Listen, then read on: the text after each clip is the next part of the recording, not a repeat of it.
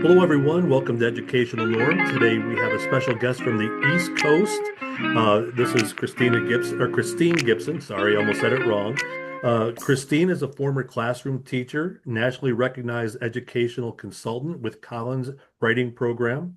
She's a Collins Writing Program expert who loves helping teachers make writing work in the real classroom. She's known for turning big ideas about instruction into practical teacher-friendly strategies you can use right away.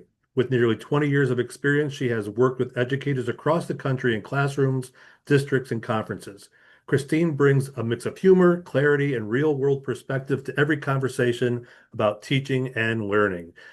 And I have to say, I met you through Cheryl. Years ago, I met Cheryl, and I'm so happy that she introduced us. Welcome to the show. Thank you. Thank you. I'm excited to be here. So tell us the East Coast. Where exactly are you in the East Coast? So I'm in Central Jersey. Okay. There is a Central Jersey. Some people will argue that there's not, but there is. I'm in Hillsborough, but nobody's ever heard of Hillsborough. So Princeton is probably the closest to where I am. Okay. So yeah, it's a prime location. We're, an hour from New York City, an hour from Philadelphia, an hour from the beach, an hour from skiing. So pretty accessible place to be. That's great. I didn't know Yeah, New Jersey had that many options, honestly. we do. That's great. We do. Yes, that's a good thing. You don't hear many good things about New Jersey, so it's nice to hear the good things once in a while. We're not just Newark Airport. So don't judge Yeah, New Jersey based on Newark Airport. That is not something you want to do. So, good advice. So, yes. to get us off and rolling here today with our show, could you give us a little bit of a oh my gosh, my tongue has been on break since I started doing this, so I hear you. bear with me until I get it going again. Give us a little bit of background about you and your teaching and how you got into this Collins writing. Um, so if we go way back, I always knew I wanted to be a teacher. That was never really in question. I got my first teaching job, as most do, felt vastly unprepared, even though I was well prepared for, from by my college education, great teacher school, and all of those things. It's still nothing really prepares you for being in the classroom. Um, I was placed in a fourth grade classroom. I actually went in, I got my job because of my math background. I had had a double major in elementary education and math, and they needed someone who would be semi-departmentalized at the fourth grade level teaching math. Um, so that's how I got the job because that was an appeal that I had that certification. But I quickly, as a semi-departmentalized teacher, realized that my strength in math was great, but I was not strong with the literacy end of things. Thankfully, after a couple of years of kind of floundering through, my school district brought in the Collins Writing Program, and it was, I mean, I didn't know it at the time how life-changing it would be, but I sensed right away that this was going to change me as a teacher. It was the most meaningful, impactful professional development that I had ever had. And it really did change who I was as a teacher. I felt that I was using simple, it was like, why didn't I think of this kind of strategies to get my kids thinking, to get my kids writing, to get my kids engaging in the classroom? And at the same time, I felt more in control of the steps that I was taking, but less burdened by workload. So it just really had a huge impact. So I continued using the program, wholeheartedly throughout my career in the classroom. But then I started a family. So I wasn't prepared to be in the classroom full time. I hoped to be in the classroom part time for a few years and then get back in the swing again when my kids were a little older, but there's not a lot of options for part time in education. So I reached out to Dr. John Collins. I had never met him. I had trained with one of his associates, Gary Chadwell. Um, and I said, listen, I love your program. I'd love to work with you and, spread what you're doing and get into some schools. And over the next 5 years, I really built up my own kind of practice with working with teachers. And I've been working with Collins for, like I said, almost 20 years. And then almost 3 years ago, Dr. Collins decided he was ready to step back and kind of He still wants to be out there working with teachers and going into schools, but he was just like, it's time for me to pass the torch. And so I now am the owner of Collins Education Associates. So when I say, I knew it was going to be, I guess, professionally impactful when I first started the program, but I didn't think it was going to go beyond the classroom. It really has changed my whole career path, and I absolutely love working with this program. I love being in classrooms and working with teachers. And I had a 1 day workshop. I think I still have the spiral notebook that I took those notes in. And Wow. it's like, yeah. So yeah, it really did change. It changed everything that I did as a teacher. Well, speaking from experience, I too went through the Collins training with Cheryl. And again, that's how we sort of were introduced. And it was one of those where I fought tooth and nail not to buy into it because I believe that here's one more thing that I'm going to have to try as a teacher. I'm not an English person. How am I going to do this? Um, Cheryl was very persistent and very for those that know Cheryl, she was very Cheryl, I guess is the Yeah. best way to put it. Very persistent, but had the personality to make me buy in and at least give it a shot. And from that point forward, it really is a great way of addressing the needs of kids in a very pragmatic way that is Yeah. still flexible enough to allow students to be themselves. And that's the part that I love. I love the structured, that's actually where my name comes from for my company, structured creativity. I Yeah. love being able to structure something so they can be creative in their thinking and their doing. So Yeah. I do appreciate the fact that you are not an ELA teacher by background. You're more of a math teacher. So as a math teacher going into that training, you had to have been feeling like you were a little overwhelmed, I would think. Yeah, well, I always say math was my first love. I mean, I listen, I do Sudoku puzzles and jigsaw puzzles for fun. Nothing gives me more joy than a challenging algebra problem that I can set up in rows and columns. That's like Oh my my. thing. And through college, I always kind of, one of my good friends was a elementary education and English major, and I was like, I don't want to be you. You're writing papers, you're doing.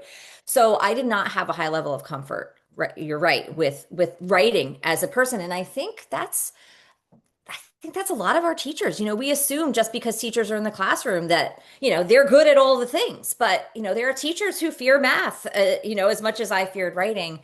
But I think what grabbed me was this. What they're really, and we can talk more about the program, but there are really kind of two prongs to the program. There's yes, we can with Collins, we give you a structure for teaching kids how to write, but really a big part of what we do is also teaching how do we use writing as a tool in our classroom. As classroom teachers, our number one priority is that the kids learn our stuff, whatever it is, from Mhm. kindergarten phonics all the way up to, AP, government. We want them to learn our stuff. Writing isn't just about the product. We have to assign writing. It's about how can we use it as that tool to get kids thinking, to get kids engaged and do all of those things. So I think that's where my math mind kind of started to buy in and be like, okay, I get it now. This is going to help kids remember the stuff I'm teaching them. This is going to help them kind of organize some of their processes in their head. And it's going to give me information about what's going on in those heads. Right, I can see it on paper. It's not just that glazed look or that I don't get it. It's like I can see on paper what they're producing. So I think that's when you think of writing as not just an end process, but as a tool, I right. think that's Well, significant. in one of the districts that I worked in, we had a K-12 writing initiative, and we found that our math reasoning scores went up because it is that idea of getting your thoughts down on paper, and that writing piece was an integral part of that reasoning score being improved. So it's one of those where I don't have the data in front of me, but we went from a level that we were not satisfied with, hence the reason we started the discussion, to, oh my gosh, look what happened when we started doing those things. It really was an eye opener. So Yeah. one of the things that you alluded to was these two areas of your company. I have to ask you, as a former teacher and an educator, what is it like going into the business world, and then how do you run Collins? What tell me about the business of Collins Education Associates. So that's the hard part for me. So I'm a like I said, I knew all my life I wanted to be a teacher, and I am a teacher. So running the business is a challenge because where I want to be is in a room full of teachers where I can give them something that's going to help them, or in a room full of kids where I can feed off of their energy and get them excited about things and get them thinking and learning and really feel that. So the business for me is difficult because I'm isolated. I'm a one person, owner, and we're a relatively small company. So I don't have a team. I have a team of consultants who do the work that I do in the classrooms and in the schools, but I don't have a social marketing, social media team. I don't have any of those Hmm. things. So that part of it has definitely been there's a learning curve to that. But what I'm finding is that the more and more thought partners I can find, like people like yourself, I was just on a call earlier with another colleague that was recommended to me by a colleague. And he and I were kind of brainstorming some work we're going to do for the ASCD conference this summer. And it's like I said to him, I said, it is such a relief to be able to talk to somebody and get some ideas on how we can get our message out there and how we can be more effective when we work with teachers and when we work with students. Right. So Well, so with that being said, we've talked earlier about the word of mouth marketing is where we're strong and how our businesses have grown just from we do a good job in one place and then yeah. they tell somebody else and so on, so on. So tell us about so we can get your word out a little bit more. Yeah. Tell us about Collins. Yeah, so I can't take credit for any of this because I did not create it. This is Dr. Collins, and hopefully we can get him to listen to this podcast. We'll have to, show him how to do it and get him all, lined up. Um, but this was his creation, and he created this about I think a little more than 30 years ago. So this is not new stuff. Mhm. Um, but everything he created was grounded in the research of the time. And what we found is over the years, um, the research has kind of grown with us. We've made adjustments to how we do things, we've made improvements, but the key research that he based this program on has been repeatedly kind of validated over the Mhm. past 30 years. So that's important to know. Like, this is not just like, oh, I have this great idea and it's really cute. We have five types of writing. Let's call it, the five types of writing. Like, this was really grounded in research. And so, like I said, there's kind of two prongs to the approach. We look at how do we teach writing? How do we improve writing? How do we improve the product of writing? But also, how do we build build writing into the classroom as a tool that we use? We teach reading during the day, but kids are reading throughout the day. They are reading instructions. They are reading notes off the board. They are reading articles. They're reading a textbook. They're constantly reading, but for some reason we don't think of writing that way, but that's also what's happening. Kids are always writing. So we look at it as how can we kind of maximize that use and use it as a tool. So we have these five types of writing, basically. Um, Type one and two writing are kind of your quick writes. They're the writing as a tool kind of writing. And I say that's writing to learn. So, we teach teachers how to ask the right questions and prompt kids thinking in classroom and get them writing for any 60 seconds. We're not talking about big things where we have to, take out a weekend retreat and, move all the things around in the classroom. Like, this is just like, hey, we're thinking about something right now, jot that down. But we give the teachers a little more structure for doing that. So, a lot of teachers like, oh, I do nows or I do exit tickets. Yeah, the quick writes, type ones and twos are great for those things. That by doing that, kids are building fluency as writer. They're getting used to Mhm. putting things on paper. They're getting used to being held accountable. They can't just sit back and wait for the kid who always volunteers to volunteer once again. And I get a formative assessment, and it's more than just a thumbs up or a head nod. So we do a lot of work with that, and that's really usually where we start. And as a math teacher, that's where the buy-in came for me. I was like, okay, I can do this. I'm asking these Mhm. questions all the time. I'm asking them what are the characteristics of polygons, but I'm calling on different kids. Why don't I just ask them to jot them down? You're like, what? So it's like, why didn't I think of this myself, Right, right? right. Like, Simplistic, but but oh yes. but the reason we don't, I think, is because we have been taught or trained, whether purposely or not, to think that if I ask kids to write something down, I then have to collect it and grade it. And that's just not the case. Um, it's just not. We writing can be meaningful without it being a grade. And what I'm seeing so much in classrooms now is that kids are so grade driven that what they're doing has no meaning. They're just doing it for that grade, especially when they get into middle school and even worse in high school. So, we train teachers on how can you ask kids to write something down and not collect it and grade it, but still feel that it's had a purpose. So, Correct. we talk on that end, we talk a lot about retrieval practice, and there's so much out there on retrieval practice now. If you're looking for information, Pooja Agrawal, she's kind of the name that comes up constantly. But she and many other researchers have found that when we have to try to remember something, it helps us remember it. So if we Correct. want kids to remember our stuff, we should be quizzing them on it. We should be asking them to remember it, and not just at the end of the unit or not just for our Friday quizzes. So the type 1 and 2 part of our program is really getting at that retrieval practice.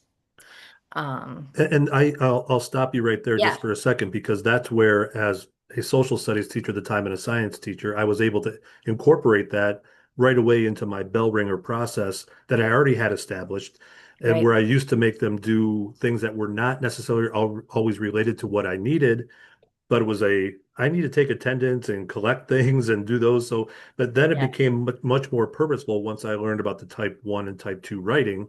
And I yeah, started doing what if questions for those kids that they would just go off and be able to write very short and sweet. And we would talk about it and set up for the day. So I see yeah, the value in that right away. And the more you write, the more they're accustomed to writing, the better the writing will be, as long yeah, as you're giving the proper feedback. So all that yes. ties into not just good writing, but good teaching.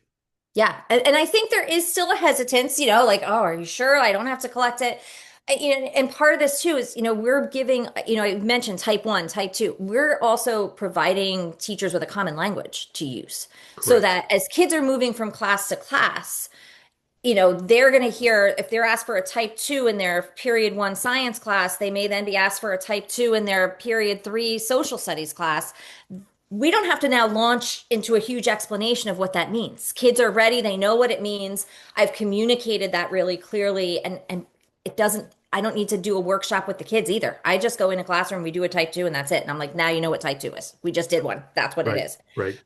So that common language also builds some consistency, from class to class, from grade to grade. And we use this as young as kindergartners, where they're maybe drawing a picture to show what they're thinking about. What was your Hmm. favorite part in the story? Draw a picture of it all the way through to, very complex questioning. So that's really like the writing to learn part of what we do. And for me, like I said, I think for me and for a lot of other teachers, that's where we're really like, okay, I get this.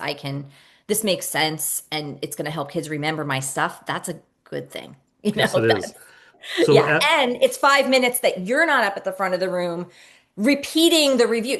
Let's review, but then you're doing the talking. You're Without a saying all the doubt. things. Pull it out of them. Like I say, instead of trying to force stuff into them, they don't want stuff forced into them. Instead of pushing it in, try pulling it out. Right. Get And it that's a out of them. great questioning strategy. Every child needs time to process. And what's Mhm. better processing than putting your thoughts down on paper? So when you are called upon, you have something to fall back on to answer that question. It really is, again, great teaching methods that go along hand in Yeah. hand with the program. So after the type Yeah. 1 and type 2, I know there's five. So Yeah. can you just give a quick Good, good, good. overview of the other, Yeah. well, three? Yes, The I other can three. add. So the other three fit into their own category. And I usually say this is learning to write now. Now we're getting into what when teachers think of writing, we're getting closer now to what they think of as writing. They think of, I'm going to give them an assignment, I'm going to give them a prompt or a topic, and they're going to write about it. And depending on the age, they might write about it for 15 minutes, or it might be a 3 day project, or it might be something that's due the end of the month. But this is more that kind of assigned writing. And I always say it's going to be collected and graded, typically.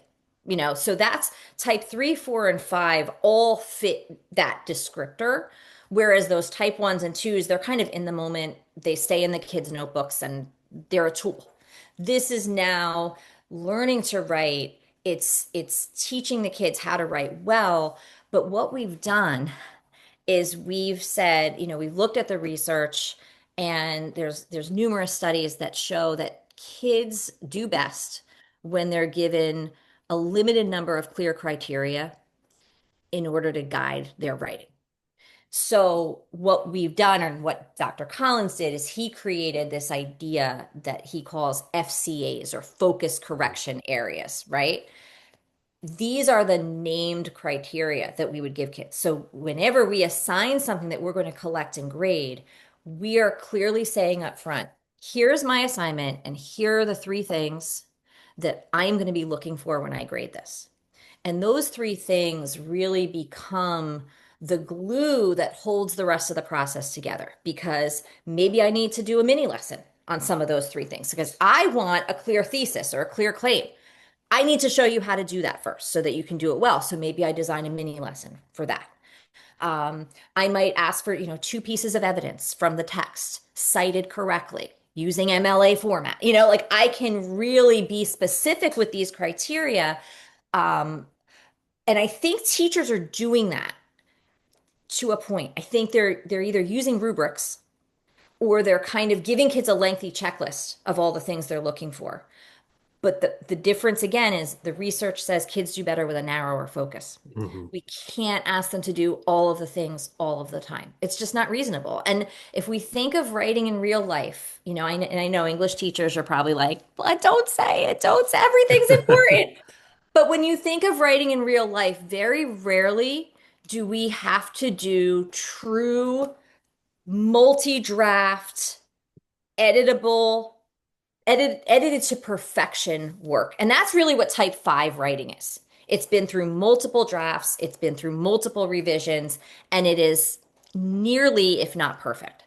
How often in life do we really have to do that? We like to think we do, but we Yes. really don't, No, no. Especially if you're right? not in a professional role. I mean, after school, there's when, ever. Yeah.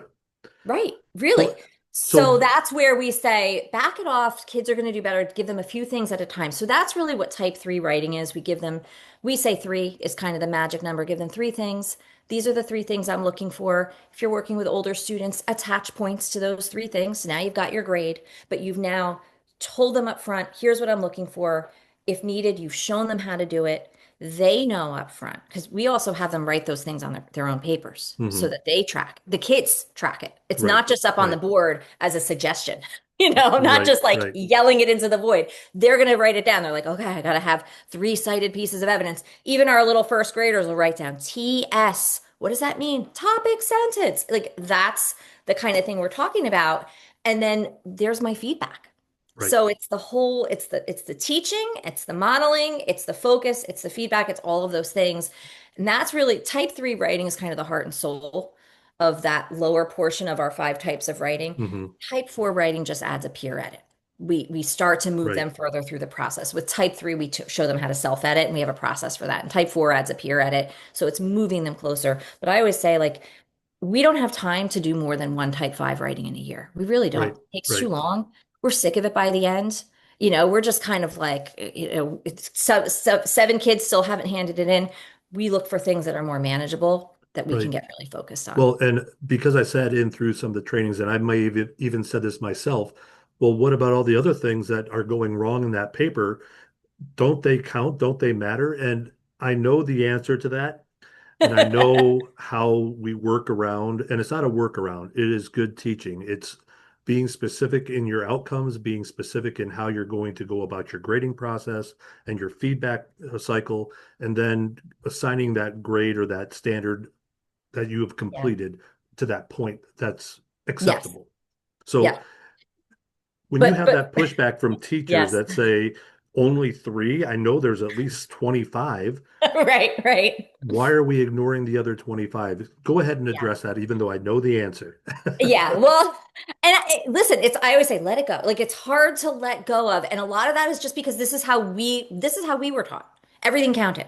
Um, but you really have to, you think, are we doing this so that we get a perfect paper, or are we doing this so that kids learn the strategies of writing? If I wanted these kids to really know how to, apply evidence or write a good closer, to their piece, and they've accomplished that, I think they should be given the credit for doing that. And why do I need to take off 5 points because they misspelled a word? It doesn't make sense. But what I say, a couple things. So one is that in addition to having these FCAs, I part of the editing process is that the kids have to show me that they've done them. So if I ask for a claim, I'm going to ask them before they submit their paper to highlight it or to underline it. If I've asked them to use, key vocabulary from our science, from our chemistry unit, I'm going to ask them to make them a different color or put a circle around them. So I am really emphasizing to kids what the most important things are. As I see other errors, those I make note of. And if there are patterns that I see, like, wow, a lot of these kids are not capitalizing the pronoun I, like drives us all crazy. They're not capitalizing the pronouns I. I have two choices. One is I hand the paper back and I say to everybody, I'm really disappointed because although I graded you on your FCAs and you did a nice job, it was driving me crazy. There weren't these capital I's capitalized. I want everybody right now, go into your writing right now, and I want you to fix those capital I's. And then I'm going to collect it again, and it's going to be a 3 point quiz grade if you fix them all. Like, because what's happening when we correct or identify those errors is that's where it ends. We're saying -5 or -2, but most kids don't care if they're losing 2 or 3 points for a few of those silly errors. And that's usually the kinds of errors that teachers are talking about when they say, but what about the other mistakes? It's usually those smaller things. Hmm. And then the other thing we can do is we can make that a future FCA. If I'm working with high school kids, I'm going to deal with it in the moment. Be like, come on, enough is enough. You gotta fix this, and then you're going to get points for fixing it. But you're not. If you don't make all the fixes, you're getting 0. It's 0 or 3. You either fix them all or you don't fix them. With younger kids, I would probably reteach that and then make it an FCA next time. So one of their FCAs would be capitalize the pronoun I. Like that's teaching. Grading and taking off points isn't really, unfortunately, isn't going to have any effect on the future. They're probably going to make those same mistakes again. So we Well, use the FCAs as the tool to try to fix it. if you're using FCAs or if you're using a rubric, a writing rubric that's been established, and you are narrowed in your focus, the feedback is going to be far more valuable than the points. So that's where you have to spend your time, is to make sure that the feedback you're given is timely. And that's why I love the strategy of highlighting what the FCA focus is, so I Yeah. can find it easily and I can then give you that timely Yeah. feedback, which I use in all subjects, in all things that I do, because it does make my life easier, especially if I have a 20-page paper and I want them to show me their evidence and claim based on this one piece. And Mhm. then, with that being said, if the kids are familiar with the rubric or the FCA expectations, they can move into that self-assessment area that is so hard for kids to be able to do, and you have that all laid out for them. Right. And then, another piece that I feel like is often missing is, we kind of grade things and, we're sick of it. The kids are sick of it. Half the time, by the time I finish grading that stack of papers, some of the kids have forgotten they did the thing. It's like, Hmm. and then you've got the one or two that are nagging you every day. When are we going to get those back? But most of the kids, they just care about the grade. So they get this thing back, they got a 77. And they're like, a lot of kids are like, yeah, I passed, good Yeah. enough. They're not poor, you're making the fixes for them, or you're taking off those 23 points, but they're not really poring over it and saying, hey, next time going to make sure I don't split my infinitives. Like they're just not doing Yes. that. Like we have to be realistic. Like these are kids. I would love to change them. They're not going to change and this is not new. This is No. how teachers have been complaining about this for decades. So the other thing we say to teachers is if you want kids to address your feedback, yes, some teachers have great processes for having the kids do a rewrite or a resubmit. That's great. Another option that's really, I think, accessible and doesn't make more paperwork for you, the teacher, is to just say to them, listen, I just graded your papers. I'm going to hand them back or open it up in your Google Drive, look at my feedback, And now let's do, here's a type one writing. Type one writing. What are two things you did really well in this paper? And what's one thing you need to work on next time? Right. Or you got, write type one writing. What was your grade? And give me three reasons why you think you got the grade you got. Hmm. You know, Right. I mean that because if we don't give the kids the time and the kind of prompting to think about the feedback you've given them, I unfortunately I don't think they're processing the feedback. No. So again, just 5 minutes to get them to look at your feedback and reflect on it. And I love keeping that like in a log or something so that they can then go back to it before they do their next paper. And last time I lost points for such and such. Maybe I should work on that this time, Right. Right. Well, we've said it many different times. We're talking about good writing practice, and we're also talking about good teaching. So I'm assuming most of this is based just on best practices and a lot of research. So who are Yeah. some of the people that you fall back on when it comes to developing this program, or who were used in the research to develop the program? Because it's been around for a long time, and you said it's morphed. So I know that you have you already mentioned one with Pooja Pooja. Agarwal. Yeah. Yep. So who else is influencing this process? A lot with Steve Graham. And a lot have heard of him, but he's done a lot of studies, meta-analyses of, how students learn to write. So we have a lot from him. I don't know if you know Timothy Shanahan. He also does a lot on literacy.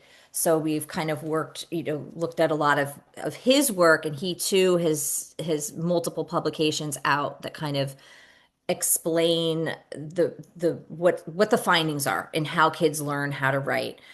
So in terms of the kind of type three, four, and five part, that's a big part of what we have. And like on our website, we have, a couple different papers that if teachers really want to get into the weeds on this, they could look at and see some of the specifics on those. But those are kind of two of the big ones that I feel like those names are always coming back. And I know that Dr. Collins tied a lot of what he does to the two of them. I personally am constantly seeing, like I've seen like Kelly Gallagher does a lot of work with writing, and I've taken from him, the work with modeling and how to get kids to engage with the writing and how to help them choose topics and things like that. Jen Gonzalez does Cult of Pedagogy. I'm like a total fan of hers, and she's done a lot of work, and it's like, oh my gosh, she has another article on retrieval practice. She talked Right. to another expert on retrieval Right. practice. Like, we've got a tool for that. Right. So those are the kinds of things that are ongoing too. We're Right. constantly like seeing new things that are kind of reinforcing the stuff that we've been following all through this time. Without a doubt. One Yeah. of the questions that come up is how can I see this in action? Because I know that you can't do the whole Collins training in the time that we have. And Yeah. I'm based here in Ohio. So what schools in Ohio are currently finding success that you're working with in the Collins method? Well, I work with a good chunk of schools in Ohio. I started working at one of their ESCs, the Midwest Regional, and I got contact with a lot of school districts. So I've worked with a lot of school districts specifically in that region, but also other parts of Ohio. I've worked in different states, but in Ohio, I would say right now, I would say our best school, like I'm really proud of them, is Riverside Local Schools. They have done just a really nice job. I worked with them over, I think, a 2-year period so far. I've been with them, and they just did a really nice job of providing the support for their teachers. We can all do a one-day workshop that'll be entertaining, get you your 6 hours of PD, and we kind of move on. But the difference with a district like Riverside is that they really kind of made a commitment, and their teachers bought in. So we did a series. I went in and did an introduction. I went in and modeled in their classrooms. I went in and visited classrooms and coached teachers in the process.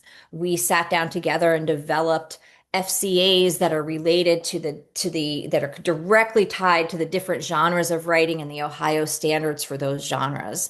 We talked about what about the text responses that are on OST, and so all of those things we kind of had like a multi-day plan where I really worked closely with the teachers. And what's really exciting is that their elementary principal. I was working with the elementary. Dr. Collins was at the high school. The elementary principal reached out to me like the day test scores came in, and he reported and he broke it down for me. But his overall was that they had an increase on average in grades 3 to 6 of 133% Whoa, in writing proficiency over 3 years. whoa, 133%. That was the average increase in writing proficiency. So they had more students moving into the proficient level, fewer students that were below proficient, and that was at all those grade levels. So, That's an amazing statistic. And I yeah, have to say that when we did the writing initiative, I didn't realize how much I was using Collins when I was helping with the process, but a lot of the things that we implemented were exactly what Collins does. yeah, And I think it's one of those where it, it's it's good, but they don't know how good until it's in front of them, and yeah. how the implementation isn't as difficult as many think it is because they're already doing that in their classroom, but now it's intentional with specifics on how Yes. and what to look for. So I Yeah, and I'll give you an example. I went into one of their second grade classrooms and, outstanding teacher. And we had worked, I told you we have kind of a process that we teach for teaching the kids how to revise and edit their own work. And after the teacher had, she'd been practicing this with her second graders, and I went in to see how it was going. And this was about, I would say, mid-year, the second year, and the kids had just finished their writing and they had read their work to themselves. And she said to them, "Now, how many of you found something that you could fix or improve in your writing?" Normally, think of your classroom. Normally, one or two kids are like, "Yeah, I added an S," or, "I right, found a right, missing word." Every single second grader found something that they could fix. And they were all excited to go up to the document cam and bring their papers and show what they had fixed. And some of them, they were the little things. They were, I missed a letter here or I misspelled a word. But there were also kids who were saying things like, "I thought my topic sentence was kind of boring," or "this part didn't sound right." That was second graders.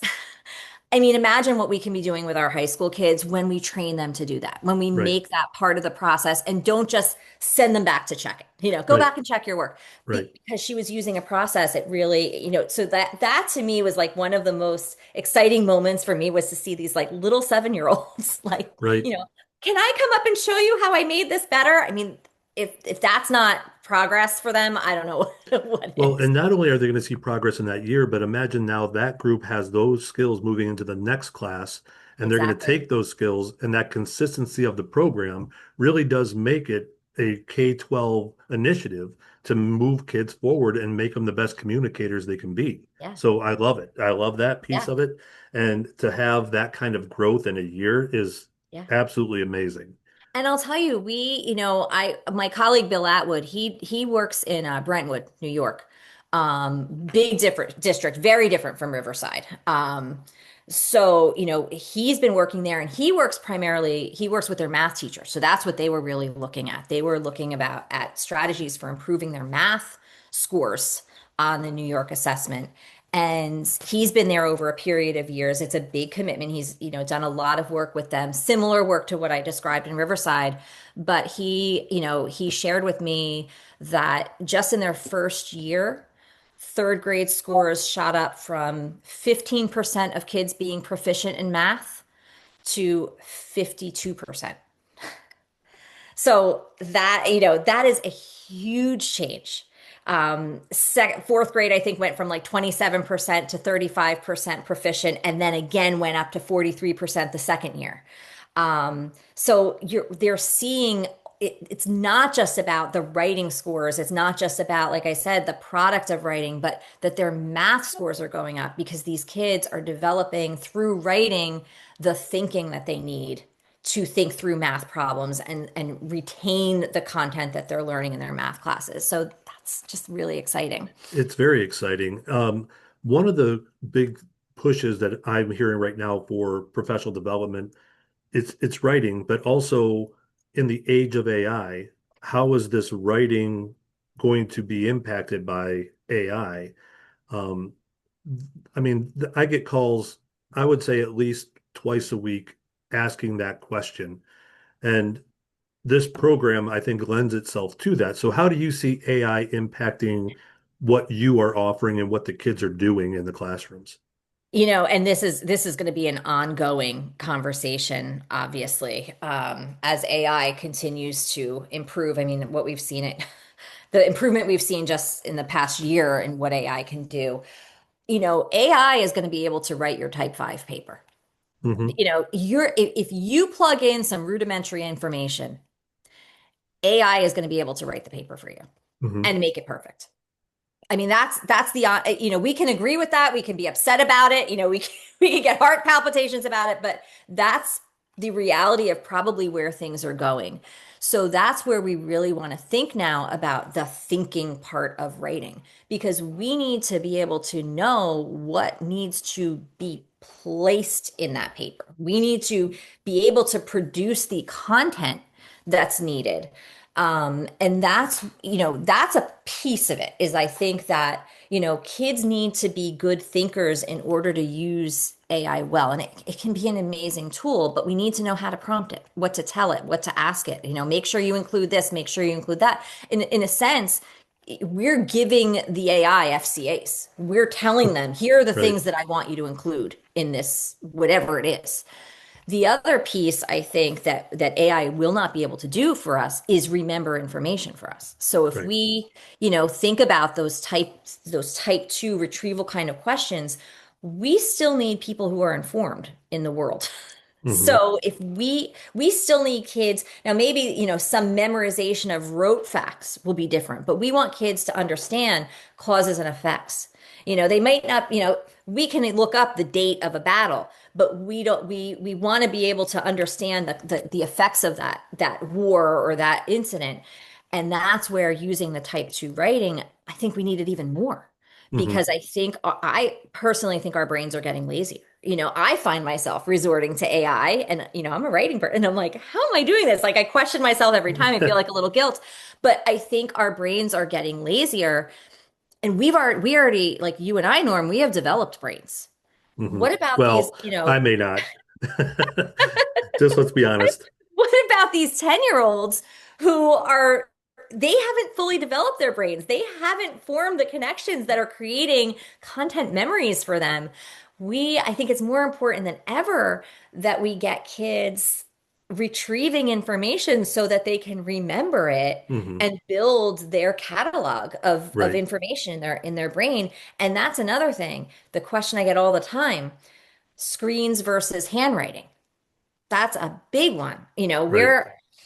And again, like, we've had Chromebooks and iPads and all kinds of devices kind of thrust upon us, whether we like it or not.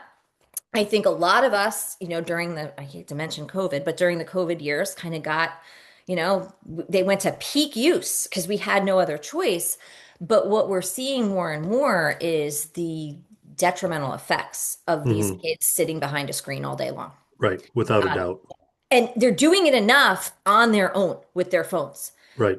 And now they're coming into school, and for 4 of the 6 hours that they're in school, they're also behind screens.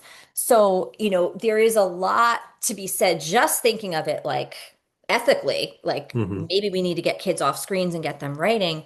But also, there is, again, research on the impact that handwriting has on memory Without a doubt. that when we Yes. and there's a study, and I'm not good at citing names, but there was a study that was done and they were looking at college students who, had different ways of, they took notes. Some typed their notes on a computer, some hand wrote the notes, some didn't do anything. And the kids who had handwritten notes were the ones who performed best on the assessment. Hmm. So while I think we can do all of our types of writing using a Chromebook, and I'm not against that at all, I also think that for teachers who are looking to get kids off the screens, Hmm. type 1, 2, 3, right, like these are really good ways to do it and Well, kind of get them back to some of that handwriting and producing information. you were talking about all these trends going on in school, and a lot of the things that you talked about as being detrimental are also causing the engagement levels of our kids within the classroom to really take a negative plunge. So, what have you seen in the classrooms as far as engagement and how this could assist in the engagement of kids? The engagement is tough. And like I said, I'm still going into classrooms frequently, and I'm seeing, especially at the middle and high school level, a lot of some disengagement and some just kind of general passiveness where they're Hmm. kind of like, I'm going to wait it out till someone else. So, I mean, I have tried even like go-to strategies like turn and talk. I found kids are failing. I'm like, I say to them, turn and talk, and they just kind of like stare at each other. Or they don't, they're sitting 3 feet apart and they just kind of like barely move to, so the, we what I found, and again, I've been doing this for years, asking kids to do a type one, but I'll go into a classroom. Like I went into a middle school social studies class and we were talking about, gosh, what were we talking? Something about American Revolution. What were some things, oh, they had watched a video. So what are some things in the video that identified some of the causes of tension between the colonists and Britain? And they had that was the question. And it was like, well, they watched the video, great, and then we asked the question, and the typical one kid's hand is up. And Hmm. I don't know the kids, but there's a general sense that this is the kid whose hand is always up. So right away, what do? We can call on him and I can have a great dialogue. I can give the answers. But instead, I said, listen, you guys had this information. So everybody write down 3 things that you think, were things that created the tension. What was going on that created this tension between the two opposing sides? And every kid wrote something down. So even the quieter kids, even the kids who are like, oh, every teacher's like, I don't know about Johnny if you can't. Right. Every kid wrote something down. Some of them were a little stuck, and you kind of prompt them. You go, oh, remember about the taxes. You kind of give them a hint because I want them to be successful. Every kid had something written down. We then follow it with, okay, now turn and talk to each other. And with some, I'm like, listen, you have ideas on your paper, now you have something to talk about. And then I was able to kind of peruse the room and I could just really cold call on kids, but it's more of a warm call, right? Hmm. But now I can say, like, hey, Norm, I see you had 3 great ideas there. Which one do you want to share with the group? Right. And I've already validated that, I'm not gonna look at your 3 terrible ideas and then say, hey, Norm, tell us one of your terrible. I've already validated that you've got some good ideas and you don't actually participate a lot in my class. But now you can Right. because you had something on the paper that I could see and I could build that confidence. So I think by using, again, we talked a lot about the retrieval aspect of, say, a type one or a type two writing, but that engagement piece is huge. And I've seen kids who are very, very, very worried about participating. They don't raise their hand. Right. There's the ones that choose not to because they just don't want to bother. But a lot of kids are just they don't have the confidence. But I've seen that by doing this, they really grow in confidence because they're validated first and they know it's low risk, and so Right. it's really a win-win. Right. And I've been doing a lot of reading on just the questioning order and the things that you need to do when you do some great questions. And it always comes back to that processing time to allow kids that's that uncomfortable quietness sometimes we get when we ask a question. And that one kid raises their hand and we're like, can you let the other people just think for just a little bit before Right. you shoot that thing up? Right. And not that they're always right either. I mean, that's the other thing. So Yeah. the idea of processing, it gives everybody that same time frame to Yeah. sit there and truly think about what they want to say Yeah. before they're put on the spot. So Yeah. and then they can bounce off their peer before you even show Yes. up. It is those types of things that I think we have to be more aware of because of the anxiety of this generation, because For of sure. the discomfort of being in the classroom with other kids. For some of them, that is a nightmare in and of itself. And now we're saying, Yeah. put yourself on the line and tell us what you don't know. It Right. really is hard for a lot of kids to Right. do those things. So Right. the engagement piece, I'm glad you brought that up and it's something you wanted to talk about because it is something that every teacher that I work with, how do you get this kid to do X, Y, and Z? Yeah. They're running out of ideas. So I'm hoping that this will, generate some Yeah. of those ideas for them. And it's in short doses. Like I said, we're not talking about asking them to write a 20-minute response here. It's just jot a few ideas down. do your best with spelling. I know you don't know how to spell revolution. Just do the best. It doesn't matter. I just want to get some thinking and give you a chance to think. And if it's a retrieval question, even better. Now we're getting the power of retention from that Exactly, as exactly. well. Yeah. It, it's amazing how fast our time goes. We're getting towards the end already. It is Wow. absolutely crazy. In our next podcast, we can talk about how we could integrate and have one writing happen across multiple subjects Oh, and have yeah. everybody have different ideas Oh, within that would that be so structure. cool. That we actually did that in Dundee when we got into our teams after Cheryl talked with us. So we tried some of that, and I graded on the social studies, and the English teacher graded on what she was focused on, and it worked out great. That's awesome. So again, another podcast. So I'm going to finish with, what do you see as the next step for you and Collins and the writing process? So I'm always kind of looking at, what's new, what research, what can we build in that kind of takes us beyond what we're already doing. And I think the heart and soul of the program is not going to change. We're going to have five types of writing. We're going to, you know, um, stick to that. But I'm always looking for specific things that we can build. So, science of reading, huge push right now. Hmm. How can we kind of work hand in hand with the science of reading and the work that we do with writing? A lot of schools, I know Ohio specifically, they're adopting new reading programs over the last, I think they were mandated, right, to Hmm. adopt a program, an approved program, but they're finding now, yeah, we have these reading programs that embrace the science of reading, but the writing component is weak. So constantly kind of looking for how we can complement that new science of reading kind of push with our materials. Um, we're also, not surprisingly, but surprisingly for many, not for me, getting a lot of enthusiasm from our like career and tech teachers. Like, and that's where, you mentioned Cheryl before. She's been doing a lot of work in like wood shops and mechanics classrooms, and teachers are loving this framework and being able to use writing. And again, these are really hands-on kinds of classrooms where writing, you might not think kids are even bringing a pencil, but they're finding that they can use a lot of these tools, and they love tools, use these tools with their students as well to get them proficient with the content. I mean, we want kids to Hmm. be, if they're going to be in a mechanic shop, they need to be safe. They need to know the protocols.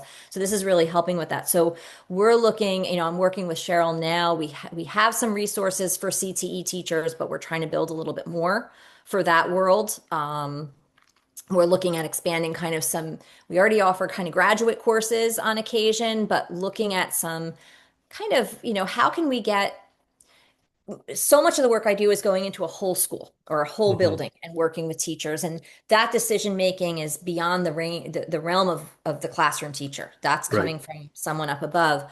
But what are some options that we could build in for, one or two classroom teachers or a small cohort of classroom teachers who are, kind of have their interest peaked and are like, well, I want to learn about this, but my district's not going to do it yet. So what can I do? So we're looking at, we already kind of created an a la carte menu on our website of some topic ideas, and we're kind of piloting some kind of really small focus group sessions. And eventually, I think we're going to probably try to develop something that's more asynchronous that teachers could kind of download and do on their own time. Because there is a lot of interest in the classrooms, but those teachers are not at liberty to bring in a program. So how Right. can they get the information on their own? They don't So control the money. Let's just be no, they honest. don't. They do They not have don't. that kind of access. Well, I think that you're moving in the right direction, especially with the science of reading piece. It is something that's really big in Ohio, and I know it's gaining traction around the country.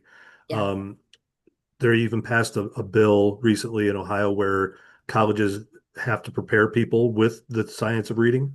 So it's going to be an ongoing process here in Ohio to make sure that that is being taught well, and it is supported by the other pieces that go along with reading and basically making you a better communicator. So I think your potential companionship with that is tremendous.